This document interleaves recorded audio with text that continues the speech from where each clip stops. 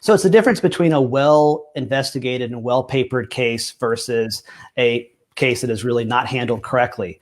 They said they sent this name to FBI. FBI ran a database search. There should be an FBI report about that.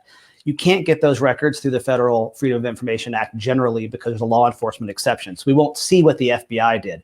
I do think that is probably something that should be looked into at the congressional level. I think Congressman Cooper should talk about whether they hold a hearing on the FBI's failures here.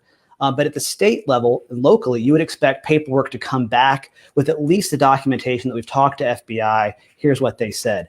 None of that was provided. It was either not provided because it really looks bad and they wanted to find an exemption or just not turn it over yet, get the story out in pieces, or because it was never done.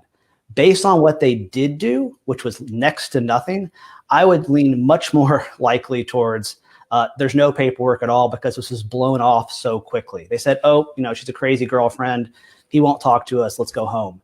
And if that's what happened here, it reinforces some really bad stereotypes about the way that policing is biased. And I'll stop here, but Chief Anderson used to really complain when you'd say that law enforcement has structural bias.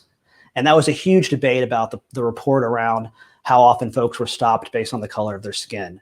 This case is Exhibit A for what happens when you do not effectively combat implicit bias in a police department. Second Avenue is a crater because police treated a white 63-year-old differently than a 34-year-old Muslim. There's no way you can argue otherwise. And that's an incredible indictment of everything that the leadership at Metro Nashville Police Department has been saying for the last 3 years.